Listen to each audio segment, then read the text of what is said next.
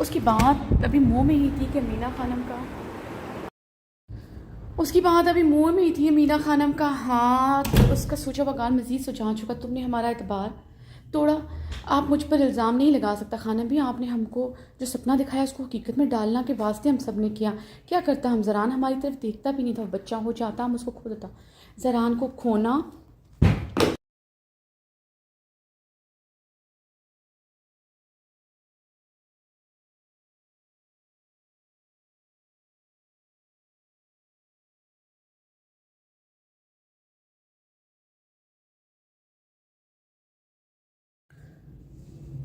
تم ہمارا بابا سب اس میں برابر قصور ہے. ہم کو پہلے دن صبر اس حد تک نہیں لے جانا تھا. زران کا شادی کا بعد ہم نے صبر کر لیا تھا مگر تم نے اور بابا نے یہ سب کیا. اس سب میں تم سب برابر کا قصور ہوا ہے. ہمارا دل پر زخم لگانے والا تم ہے. ہم نے بھی سزا بھگت لی. ہم اپنا بیٹے کے سامنے نظر اٹھانے کے قابل نہیں رہا. ہمارا زندگی کا سب سے بڑی غلطی ہے تمہیں یہاں رکھنا. تمہارے بابا کو سب کچھ بتا دیا ہے. اس نے اپنے دوست کے یہاں تمہارا رشتہ طے کر دیا ہے. وہ آ رہا ہے. تم پر ہمارا بابا پر اللہ کا عذاب نازل ہوگا. تم سب برابر کا قصوروار ہے. ہمارا 18 سال کا معصوم کے دل کے ساتھ کھلواڑ کیا. تمہیں سب میں برابر کا قصور ہے. پلوشا روتے ہوئے چیخی تھی. عبیر بلیک چنٹوں والے پٹھانی فراک میں ملبوس تھی جس پر بلیک نیٹ کا دوپٹہ سر پر اوڑھ رکھا تھا. پنک لپسٹک لگائے, آنکھوں میں گہرا سیاہ کانچا لگایا تھا. اور لاؤنج میں صوفے پر بیٹھی ہوئی تھی. گود میں بہرام کو اٹھائے ہوئے. سامنے صوفے پر زینہ خانم مینا خانم بیٹھی تھی. میرا کیوٹ سا بیبی. وہ بہرام کو ہاتھوں میں لیے پیار کر رہی تھی جو ٹکر ٹکر آنکھیں کھولے اسے دیکھ رہا تھا. کبھی کبھی اس کے گال چومتی, کبھی اس کے چھوٹے چھوٹے ہاتھ چومتی. وہ اس کے سنہری بال سلکی بال کھلے تھے, نیٹ کے دوپٹے میں تھی. اسفندیار خان جو سیڑھیاں اتر رہا تھا عبیر کو دیکھتے اس کے گلے میں گلٹی سی ابھر کر معدوم ہوئی. وہ رات سے سویا نہیں تھا بلکہ پچھلے 1 ہفتے سے سو نہیں پایا تھا. شاید پچھلے 7 ماہ سے وہ ایک پل سے چین سے نہیں سو پایا تھا. لیپ ٹاپ کی سکرین پر اس کے جوان سرخیز بدن کو دیکھ کے اس کے جذبوں میں آگ لگ جاتی تھی. اسفندیار خان یہ دوریاں ختم کرنا چاہتا, وہ بڑھانا چاہتا. اس وقت براؤن شلوار قمیض میں ملبوس تھا. وہ اپنی آستین کہنیوں تک فولڈ کی اپنے بھاری قدموں سے اپنی بیوی کی طرف بڑھا. اس کے بدن کی گلاب سی خوشبو وہ محسوس کرنا چاہتا تھا. السلام علیکم مورے. اسفند نے عبیر پر گہری نگاہ ڈالتے ہوئے زینہ خانم سے سلام کیا. وعلیکم السلام میرا بچہ. زینہ خانم صوفے سے اسفند کو پیار دینے کے لیے اٹھی تھی. اسفند عبیر کی طرف بڑھ گیا. زینہ خانم غصے سے دوبارہ سے صوفے پر بیٹھی تھی. اسفند یار گہرا سانس لیتے اس کی طرف بڑھا. اس کی بے نیازی اس کے دل کو بری طرح گھائل کر رہی تھی. اسفند اپنی شال کندھوں پر چڑھ کے عبیر کے قریب صوفے پر بیٹھا. اس کی پاس بیٹھنے سے پہلے تھوڑا سا کھسکی تھی. اسفند یار خان نے اپنا مضبوط ہاتھ اس کی پہلوں میں لپیٹا. اسفند یار خان کو اپنے قریب دیکھ کر اسے تھوڑا اور دور کھسکی. وہ اس کے پیٹ پر سختی سے ہاتھ جماتا اسے قریب کر گیا. عبیر کی رنگت سرخ گلاب ہوئی تھی. اس کا مضبوط اس کا ہاتھ اس کے پیٹ سے لپٹا سب کو دکھائی دے رہا تھا. مینا خانم اپنی توجہ تسبیح پر کر چکی تھی مگر زینہ خانم کی شعلہ اگلتی آنکھیں عبیر اور اسفند یار خان پر ٹکی تھی. عبیر نے اسفند یار خان کو گھورتے اس کا ہاتھ اپنے پیٹ سے ہٹانا چاہا. وہ اس کے پیٹ کو مٹھی میں بھرتا اسے مزید اپنے قریب کر گیا تھا. عبیر نے گہرے سانس لیتے خود پر قابو پایا. مائی لیڈی لو, میری صفاق پٹھانی, اگر ایسا دوپٹہ یا چادر لے لیتی جو تمہاری خوبصورت وجود کو ڈھانپے ہوتی تمہیں یہ مشقت نہ کرنی پڑتی. تمہیں میری بے باکیوں کو دوسروں کی نگاہوں سے چھپانا نہ پڑتا. وہ اپنی سلگتی سانس سے اس کے کان کی لوب پر چھوڑتے مدھم آواز میں سرگوشی کر گیا. اسے اتنا محسوس کر رہا تھا اس کی سانسوں اس کے جسم کی نکلتی آگ کی لپیٹوں سے جھلس رہی تھی. ابھی نے گہرے سانس لیتے خود کو پرسکون کیا. اسفند یار خان کے گرم سے لگتے لب نیٹ کے دوپٹے سے اس کی سائڈ گردن کو چھو رہے تھے. اسفند کی اتنی بے باکی پر وہ شرم سے پانی ہوئی تھی. وہ بہرام کی طرف اپنی چہرے کی سرخی پر قابو پاتے بہرام کی طرف متوجہ ہوئی جو اس کی گود میں ہلکا ہلکا سا کسمسانے لگا تھا. وہ شاید اس کی توجہ چاہ رہا تھا. بہرام میرا بیبی کیوں رو رہے؟ عبیر کی جان چپ. عبیر نے اسے ہلاتے ہوئے چپ کرانے کی کوشش کی. وہ گلا پھاڑ کر اب رونے لگا تھا. بہرام دیکھو رو مت, تم بالکل اپنی عابی پر کیوٹ سے پیارے. بالکل نہیں, یہ بالکل تم پر نہیں گیا. یہ میری بیوی اچھی خاصی خوبصورت ہے. یہ شہرام اور بہارے پر گیا. ہمارے بچے تم پر جائیں گے بلکہ ہم دونوں پر جائیں گے. ہیزل اور بلیو آنکھوں کے کمبینیشن سوچو کتنے خوبصورت ہوں گے. اسفند نے سرگوشی کی تھی. اسفند یار خان لگتا ہے رات کو کوئی خواب دیکھا ہے. میرے اور آپ کے بچے کیسے ہو سکتے ہیں؟ ہاں, امریکن لڑکیوں کے بچے زیادہ خوبصورت ہیں. مشرقی مرد اور امریکن لڑکی کے بچے مجھے یقین ہے بہت خوبصورت ہوں گے. The meeting of blue eyes with blue eyes is more beautiful. Abeer Asfandyar Khan کی طرف دیکھتے لب پھیلائے بولے. عبیر کی بات پر اسفند یار خان کی مسکراہٹ سمٹی تھی. آنکھوں کی سرخی بڑی تھی. बहराम बुरी तरह रोने लगा था। अभी ने गहरा सांस लेते उसे देखा, अपनी नीली आंखें उसकी हैज़ल ग्रे आंखों में गाढ़े हुए था। रोजीना खानम की आंखों से देखते शरारे से फूट रहे थे। पागल था वो, इनका बेटा तो पागल था अपनी बीवी के लिए। बेशरम अपना बीवी के नीचे लगा, माँ तो नज़र नहीं आता। अमीना खानम ने असफंयार को घूरते दांत पीसे थे। बहराम को बुरी तरह रोते देखकर फनियार खान ने उसे अपनी गिरफ्त से आज़ाद किया। अबीर सोफ़े से उठते उसके सामने ही चक्कर लगाने लगी। अब नेट का दुपट्टा उसके शाने पर बिखरा था, कमर पर सिल्की बाल बिखरे थे, फ्रॉक के अगले दो बटन खुले थे। असफनियार खान उसे गहरी गर्म निगाहों से देख रहा था, अपनी बीवी की अदाओं से वाकिफ़ था। असम बेबसी से लब बिलचे से देख रहा था। वो बहराम को सीने से लगाए मसलसल टहल रही थी। असफन बेटा, तुम कल से कमरे में बंद है, तुम्हारे लिए अच्छा सा नाश्ता बनवाएं हम? जीना खानम ने असफन की गहरी निगाहें आबीर पर मजबूर करते खुद पर काबू पाए पूछा।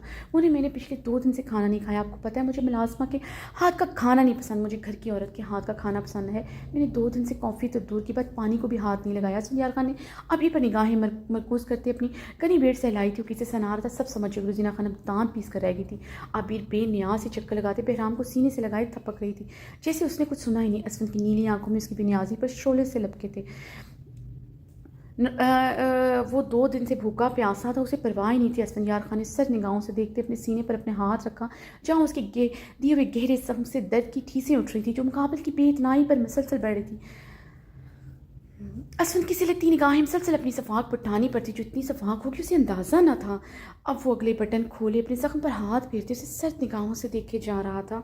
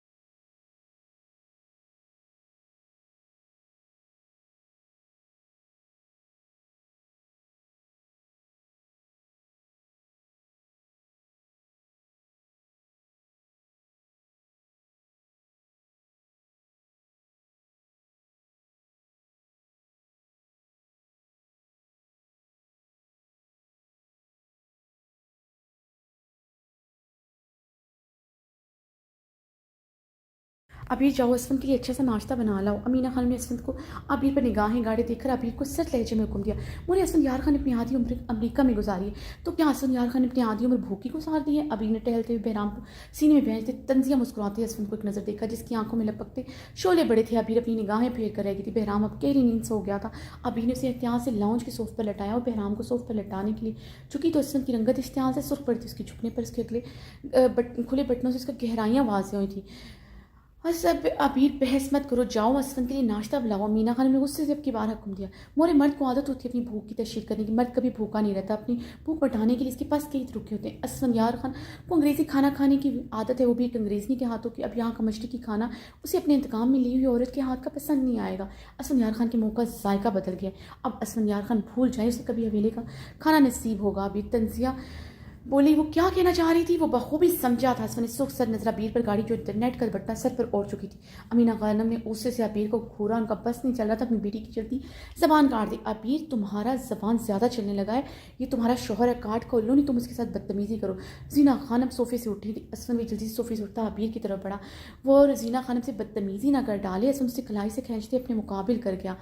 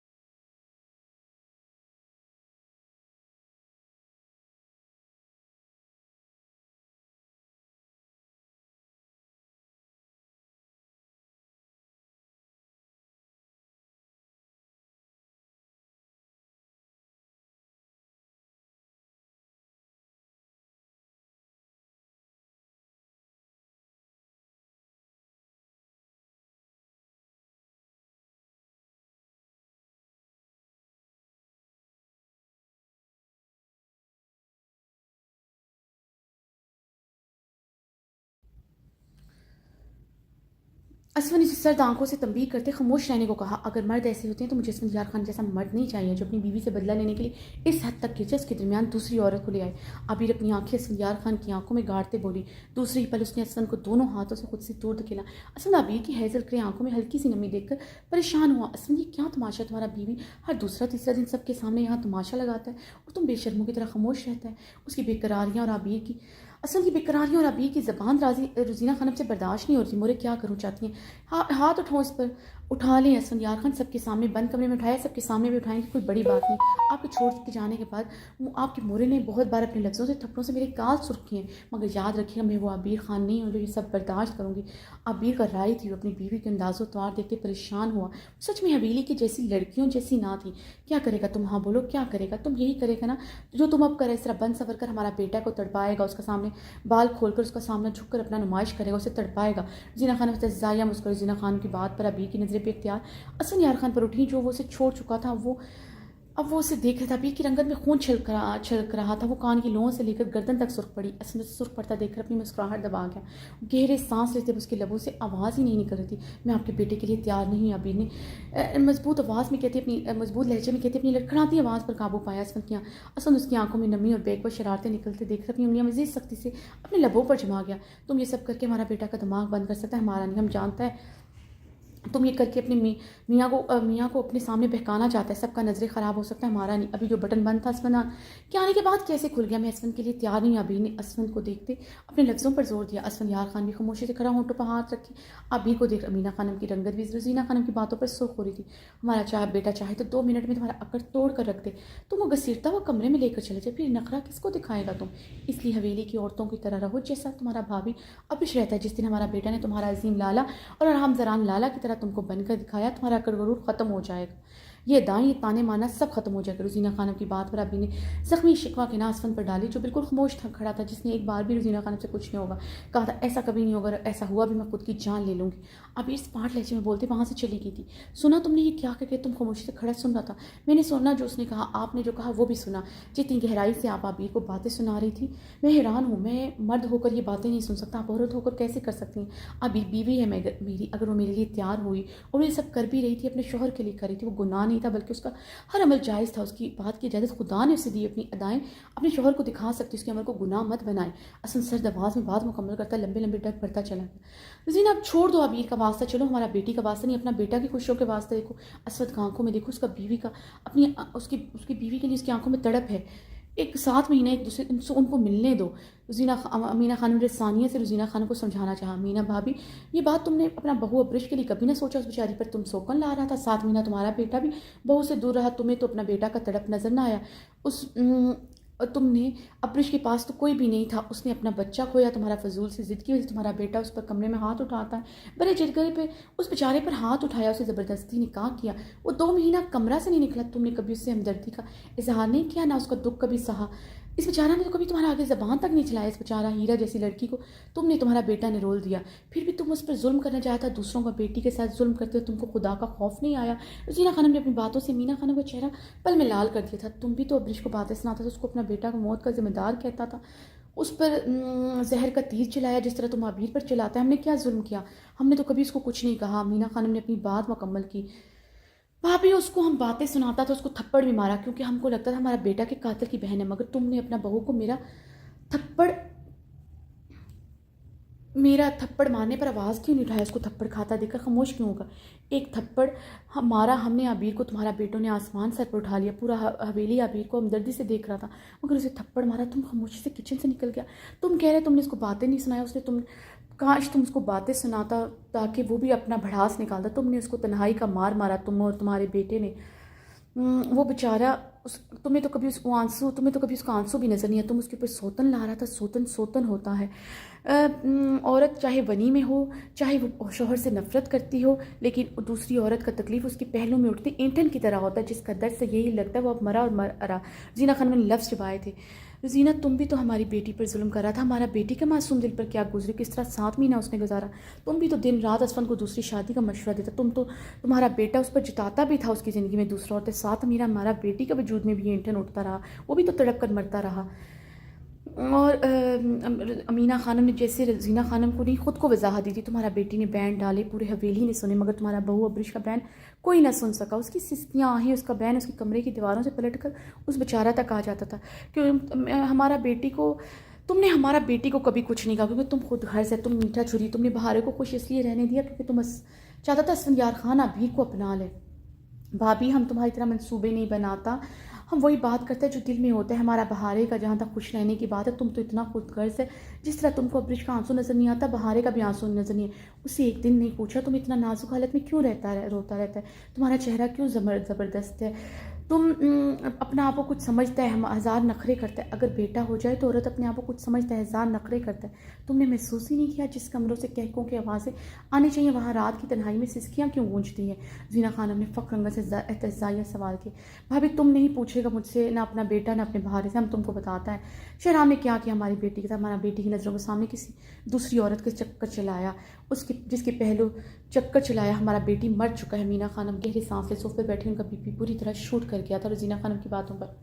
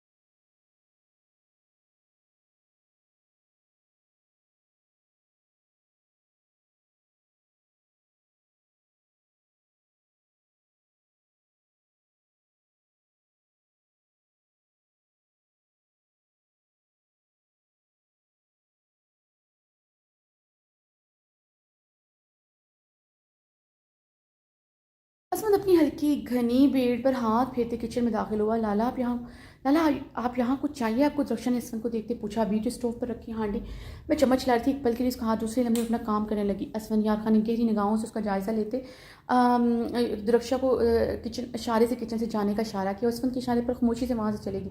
اسفند کچن کا دروازہ لاک کرتے عبیر کی طرف بڑھا جو اسمارٹ چہرہ لیے اب کٹنگ بورڈ پر سبزیاں کاٹ رہی تھی. اسفند یار خان کو مکمل طور پر نظر انداز کی ہوئی تھی. اسفند یار خان نے مسکراتے اس کے پہلوں میں اپنے دونوں ہاتھ جماتے اسے اپنے چوڑے سینے سے لگایا. کٹنگ کرتے عبیر کے ہاتھ رکھے تھے. جب بال میرے لیے کھولے ہیں تو باندھے کیوں؟ میری جنگلی زہریلی صفاق پٹھانی. اسفند شیشے کے کٹنگ بورڈ پر چاقو. اسفند یار خان نے گردن کے پچھلے حصے پر اپنے دہکتے لب رکھے. آپ کو اپنے موری کی طرح غلط فہمی میں آپ کے لیے کیوں تیار ہونے لگی؟ آپ کے قریب آنے پر میں پگھلوں گی نہیں کیونکہ میں اب عبیر خان نہیں ہے جسے اپنی عزت نفس سے کچھ عزیز نہیں. اگر مجھے کبھی اپنی عزت نفس اور آپ میں سے کسی کو چننا پڑا میں اپنی عزت نفس کو چنوں گی. عبیر اسمارٹ انداز میں کٹنگ بورڈ پر ہاتھ چلایا. چاقو پوری قوت سے کٹنگ بورڈ پر مارا تھا. اسفند یار خان سے کندھے سے جکڑے کا رخ اپنی طرف کر گیا. عبیر کے بال کھول کر اس کے شانے اور کمر پر بکھرے تھے. اسفند یار خان اس کی کمر میں ہاتھ ڈالے اس سے اپنے مزید قریب کر گیا. شوہر اور بیوی میں کہاں سے عزت نفس آ گئی؟ میں نے تمہارا سب کے سامنے دل دکھایا. بند کمرے میں تم سے معافی مانگ لی. بند کمرے میں شوہر کے جڑے ہاتھ اور شوہر کی گرم بائیں اس کی شدید محبت. اور کیا چاہیے بیوی کو؟ اسفند یار خان نے اس کے گال پر ہاتھ جماتے اس کی ہیزل گرے آنکھوں میں دیکھا. اتنا ہی سمجھیں عورت کو اور اس کے رشتے کو؟ اگر اس رشتے میں اتنی آسانیاں ہوتی تو طلاق جیسا لفظ نہ ہوتا. اسفند یار خان یہ رشتہ تو سب سے پیچیدہ ہوتا. یہاں مرد کے منہ سے طلاق نکلا وہاں عورت اس کے حصار سے نکل کر دوسرے مرد کے پاس چلی جاتی. پھر کہاں کی معافی کہاں کی تلافی؟ اسفند یار خان عبیر سپاڑ لہجے میں بولے. مگر محبت کرنے والا مرد مر جاتا یہ لفظ نہیں بولتا. محبت کرنے والے مرد سے مراد بیلٹوں سے داغنے والا، دن رات ذلیل کرنے والا، بند کمرے میں تھپڑ مارنے والا، راتوں کو بستر پر گرم کرنے والا. یہاں بھی میرے اور آپ کے خیالات نہیں ملتے. میرے نزدیک محبت کرنے والا مرد مر جاتا، عورت پر ہاتھ نہیں اٹھاتا، اس کی تذلیل نہیں کرتا، راتوں کو اپنا بستر گرم کرنے زیادہ عورت کو سکون پہنچانے کے لیے زیادہ پریشان رہتا ہے. مر جاتا ہے، اسے کبھی تنہا نہیں چھوڑتا، اپنا خیر نہیں کہتا، دوسری عورت سے چکر نہیں چلاتا. ابھی اس کی شرٹ جکڑ گئی تھی. آخری بات پر اس کی رنگت میں سرخیاں گری تھی. جس عورت کے تم باہر تانے مارے تھے میرا یقین مانو میری زندگی میں کوئی عورت نہیں ہے اور نہ کبھی آئے گی. اسفند نے اس کی سرخ رنگت کو بغور دیکھتے اس کی تھوڑی نرمی سے چھوتے اس کی آنکھوں پر باری باری لب رکھے تھے. اسفند یار خان مجھے فرق نہیں پڑتا، میری طرف سے آپ کو اجازت ہے، آپ دوسری شادی کر سکتے ہیں. ابھی نے اسمارٹ انداز میں کہتے اسفند کو خود سے دور دھکیلا مگر اس کے مزید قریب ہوتے اس کے دونوں طرف میں شل پر ہاتھ جما گیا. برداشت کر لو کہ میرا کسی قریب جانا تمہارے عشق کی انتہا تھی. تو میرے لبوں سے کسی عورت کو نہیں سنگتی تھی. ایسا عشق کرنے والی عورت مر جاتی یا مار دیتی ہے دوسری عورت، پھر تم اپنے ہاتھوں سے اپنے عشق کو ہی مار دیتی ہے.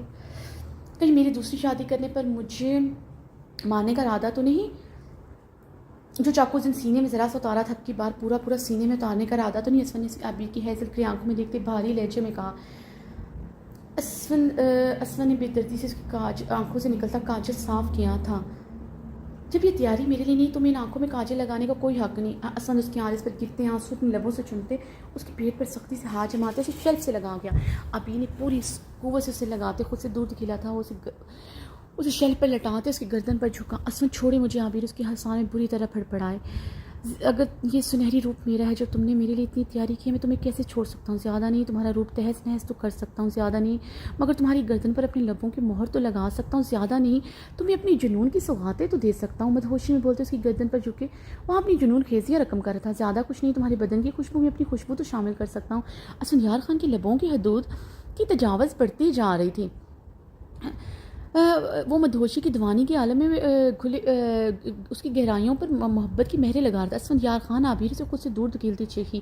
اسفند اس کی کلائیاں اپنی فولادی ایک ہاتھ میں سختی سے جکڑے اوپر کی طرف کر کے زیادہ کچھ نہیں تمہارا لباس تمہارے بدن پر موجود رہتے اسے بے ترتیب کر سکتا ہوں. اسفند کا ایک ہاتھوں سے بے باکی سے چھو رہا تھا. اسفند کی گہری بے باک حرکتوں پر اس کی سانسیں دھونکنے کی مانند چل رہی تھیں.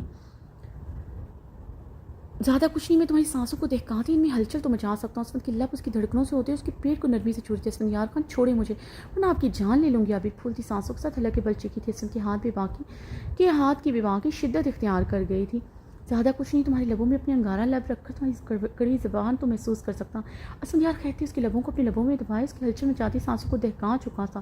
بہت شدت سے اس کے لبوں سے لپٹے اس کی لبوں کی نرماہٹیں محسوس کرتے اپنی آنکھیں سکون سے بند کرتے اپنا تمام پہاڑی وجد اس پر ڈال گئے. عبیر پہ بسی سے تڑپ کر رہ گئی.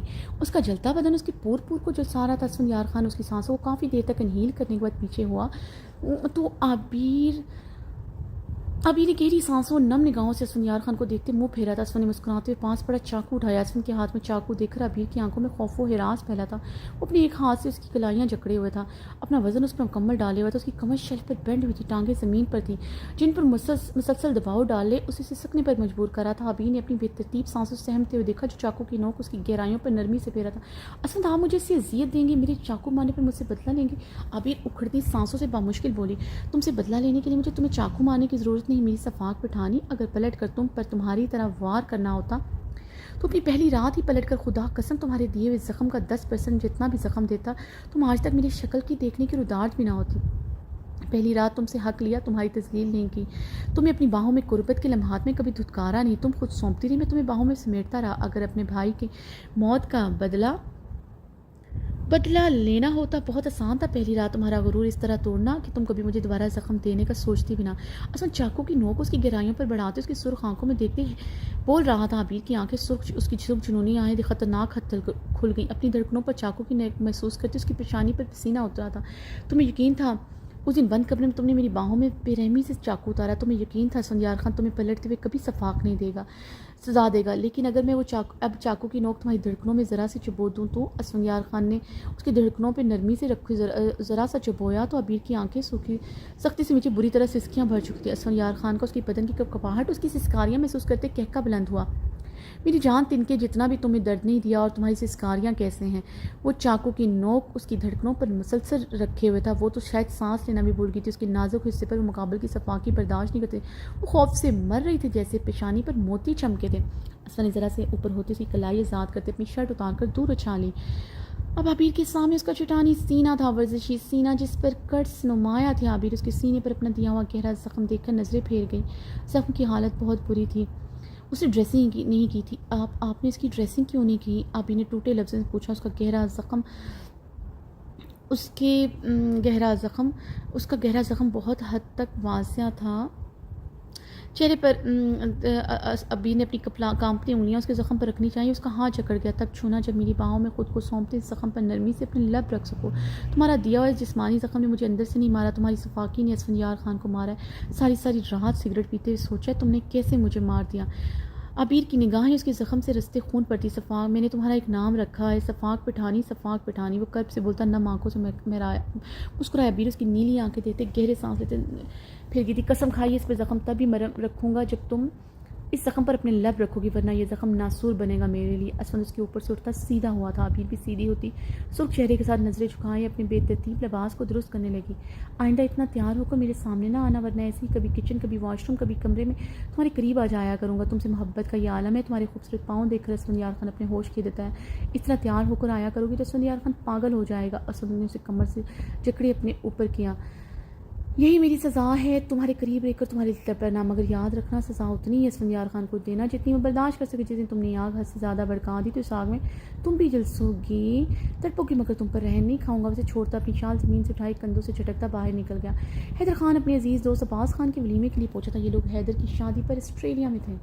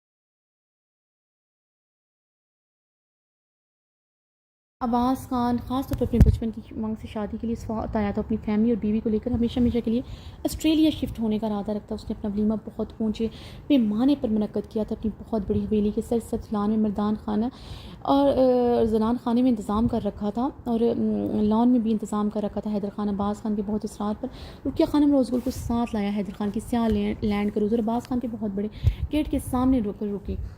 حیدر خان اپنی گریم اونچیوں پر ہاتھ پھیرتی گاڑی سے اترا. رقیہ خانم موزگل بھی گاڑی سے بڑی بڑی چادروں میں لپٹی اپنا منہ ڈھکے اتری تھی. حیدر خان سفید شلوار قمیض میں ملبوس تھا، سیاہ مردانہ شال کندھوں پر ڈلی ہوئی تھی. وہ گیٹ کی طرف بڑھا ہی تھا کہ اس کے سامنے گاڑی آ کر رکی. حیدر خان کی بھاری قدم رکے تھے، دل کی دھڑکنیں بڑی تھی. اس میں سے امینہ خانم اور فرشتے اور پلوشہ اتری تھی. حیدر خان فرشتے کو دیکھ کر سٹل ہوا تھا. وہ سفید چادر میں لپٹی ہوئی تھی، اپنی گود میں دراب کو اٹھائی تھی. درخشاں کے ہاتھوں میں زراب تھا. حیدر خان کے فولادی قدم زمین میں جکڑے جا کر اپنی بیٹی اور بیوی کو دیکھ کر وہ تو ہل بھی نہیں رہا تھا. حیدر خان کی پوری دنیا اس کے سامنے تھی، اس کی زندگی، اس کی سانسیں، اس کی خانم، اس کی جان سے پیارے زراب. رقیہ خانم اپنے پوتے کو دیکھ کر تڑپ اٹھی تھی. فرشتے اپنی دھیان میں دراب کو اٹھائے گیٹ کے اندر داخل ہونے لگی تھی. اپنے سامنے حیدر خان کو دیکھ کر وہ رکی. دراب پر اس کی گرفت مضبوط ہوئی تھی، وہ بہت سختی سے اسے اپنے سینے میں بھونچ چکی تھی.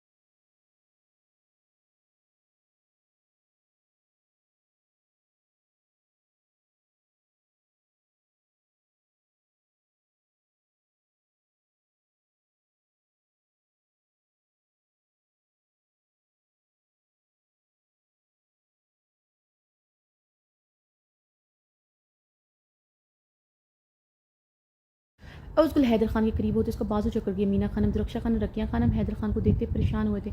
حیدر خان جیسے مضبوط انسان میں ہلنے کی سکت بھی نہ رہے تھے. اس کی بیوی، اس کے بچے جنہیں وہ اپنی جان سے بڑھ کر چاہتا، اس کے اتنے قریب ہوتے بھی صدیوں کے فاصلے پر تھے. بے بسی کا عالم کیا تھا. وہ اپنی یہ خوشی اپنے دوستوں کے ساتھ بھی شیئر نہ کر سکا. اور دو بیٹوں کا باپ ہے، دونوں ایک دوسرے کو دیکھ رہے تھے. اوزگل کا ہاتھ کا دباؤ حیدر خان کے بازو پر بڑھتا جا رہا تھا. فرشتے کے ہاتھ کا دباؤ اب کی دراب کی کمر پر بڑھتا جا رہا تھا. چلو بچہ. امینہ خانم نے فرشتے کے گردے پر نرمی سے ہاتھ رکھا جو دراب کو شدت سے سینے میں بھیجے. حیدر خان کو سر سپاٹ نگاہوں سے دیکھ رہی تھی. رقیہ بےتابی سے اپنے پوتوں کی طرف پڑی. فرشتے نے جلدی سے درخشاں سے دراب کو لے کر اسے اپنے دوسرے کندھے سے لگایا تو تیز تیز قدموں سے گیٹ کے اندر داخل ہو گئی. امینہ خانم، درخشاں اس کے پیچھے تیزی سے گیٹ کے اندر داخل ہوتے. رقیہ خانم روتے ہوئے حیدر خان کی طرف بڑھی. حیدر اوزگل کے ہاتھ سے اپنا بازو چھڑواتا ہوا گیٹ کے اندر داخل ہو گیا. رقیہ خانم کی رنگت اہانت کے احساس سے سرخ پڑی تھی. اوزگل تمسخراتی نگاہوں سے رقیہ خانم کو دیکھتے گیٹ کے اندر داخل ہو گئی. رقیہ خانم پتھرائی کیفیت میں کھڑی تھی. ان کا فرمانبردار بیٹا ان کے آنسو نظر انداز کر گیا تھا. فرشتے تیز تیز قدموں سے داخلی دروازے کی طرف بڑھی تھی. فرشتے کے قدموں کی اچرت دیکھتے حیدر خان کی باروب خبرے چہرے پر غصے کی پرچھائی لہرائی.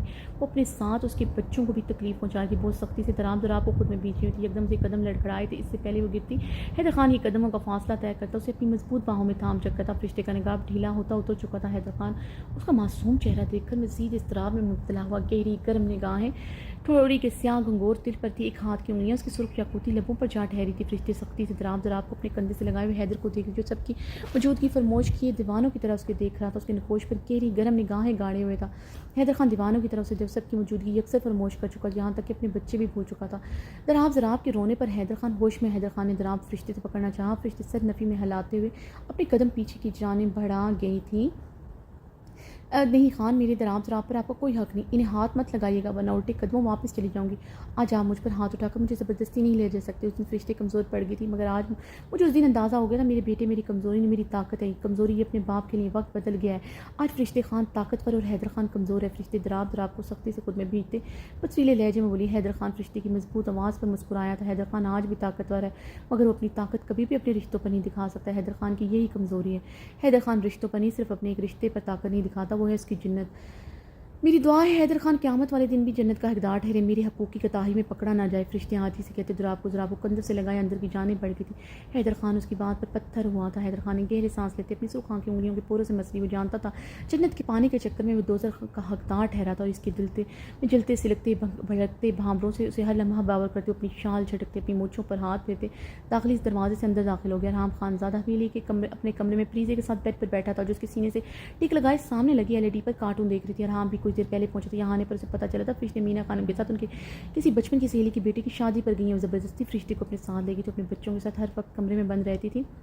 رحم یہ سن کر خوش ہوا تھا۔ زران بھی اسلام آباد تھا، وہ باقی سب سے مل کر کمرے میں چلا آیا۔ پریزے پچھلے 2 گھنٹے سے اس کے سینے کے ساتھ ٹیک لگائے کارٹون دیکھ، وہ بھی پچھلے 2 گھنٹوں سے اس کے ساتھ کارٹون دیکھتا۔ پریزے ہر تھوڑی دیر بعد کارٹون کریکٹرز کے متعلق بات کرتی، اسے بھی اپنی دلچسپی شو کروانی پڑی تھی۔ وہ کارٹون دیکھ کر کسی کارٹون کریکٹر کی ایکٹ پر ہنستی تو اسے بھی اس کی ہنسی میں ساتھ دینا پڑتا تھا۔ رحم نے مسکراتے ہوئے پریزے کے بالوں پر اپنے لب رکھے، LED پر سرخ آنکھیں گاڑی حور سے ذرا سی ملاقات پر اس کے اندر کی اس کی طلب پیاس کی جدائی طلب کئی گنا بڑھ گئی۔ اس کی پرسنل گارڈ جو ہر وقت حور پر نظر رکھے تھے، حور کی پل پل خبر اس تک پہنچائی جا رہی تھی، مگر وہ اس دن کے بعد اس کے پیچھے نہیں گیا تھا، مگر اس کے لیے وہ مزید بے چین ہو گیا تھا۔